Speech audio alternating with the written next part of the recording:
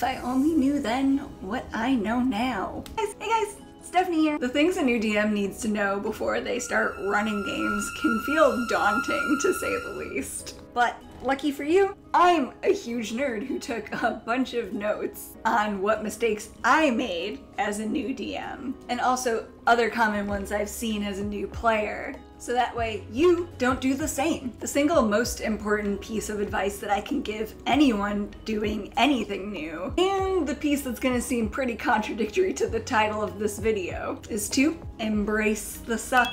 Yes, don't suck at DMing by embracing the fact that at first, you're gonna suck at DMing. I think a lot of us intrinsically know that the first time we do anything, we're probably not gonna do it that well. It's something that we expect when we're kids, but as we get older, we start to get scared of feeling that way, especially if we know that other people are gonna witness it. And the way I see this manifest in a lot of would-be DMs is that they stay stuck in the planning phase for years, if they get out of it at all. I think we all know somebody that has great ideas, but they just need to finish fleshing out their pantheon. Or somebody that'll start running as soon as they finish saving up for a 3D printer so that they can have minis. So one of the most important things you can do as a DM, and also probably as a human being, is cultivate a beginner's mindset. Get comfortable with the fact that you don't know everything. Make some mistakes. Ask for help and for feedback. Learn as you go. Because guess what? You can't get better if you're only ever just watching from the sidelines. No amount of reading, world building, or prep will ever replace running actual games. And if this piece of advice is making you incredibly nervous, know that you don't have to jump into running homebrew worlds and years-long campaigns right away. Some concrete, low-risk ways to get started include running published one-shots, starting with more of a Monster of the Week format before kicking off the real campaign, running sessions based on the Lazy DM checklist so that you get comfortable with making things up on the spot, and even consider playing some solo RPGs. Ginny D has a great video on this, and if you're still skeptical about that first piece of advice, here's another piece for you to doubt. Read the rules, but don't stress out over them. Another thing I notice a lot of new DMs and new players stress over is not having the rules memorized. And guess what? At the end of the day, they're just not as important as you think. Even super experienced DMs get rulings wrong. So just focus on making sure that you're comfortable describing scenes, role-playing NPCs, ruling on basic player actions, and moving the story along. That's it, really. If something pops up and you're not sure how to handle it, call a timeout and look it up. This isn't a high school quiz. You're not gonna get in trouble for not knowing everything off the top of your head. And don't worry about breaking immersion at this stage. You're new. If you think it'll take more than a hot second, make a ruling in the moment and let your players know you'll look it up at the end of the session.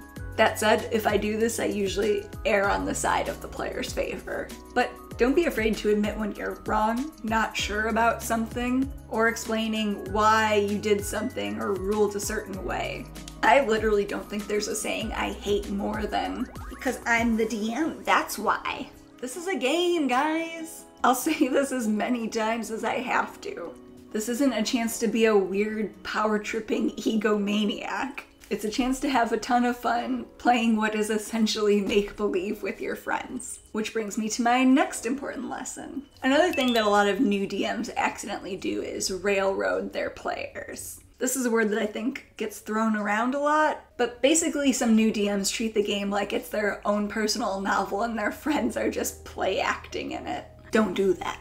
So if a player mentions something that sounds cool and it wasn't part of your original plan, don't be afraid to change things and work it in. Collaborate with your players. Pay attention to the things that they're interested in, both by running a pre-campaign survey, which you can learn about more in this video here, but also by paying attention to their in-game actions. Do they think that there's a big conspiracy? Are they dead set on cracking it? It's now time to draw one up. Do they keep trying to start fights with people in taverns? Set them up with some cool monsters and cronies to battle.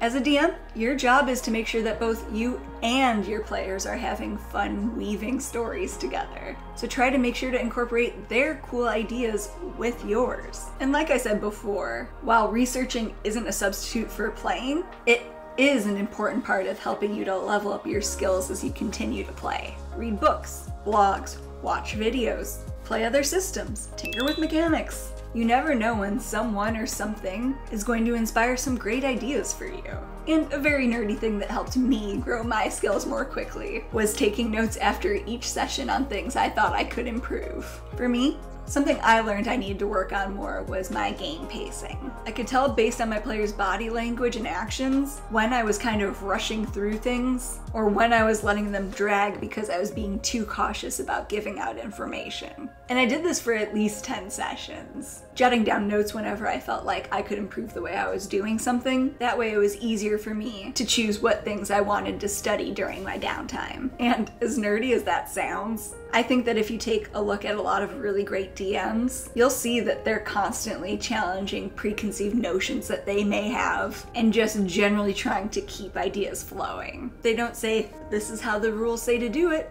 this is the only thing I'm going to try. Or, it's the player's fault XYZ didn't work out. They tinker, they experiment, they yes and, they learn, they grow. So get out there, run games, have fun with your friends, and then come back and tell me what pieces of advice you found most helpful before running your first game.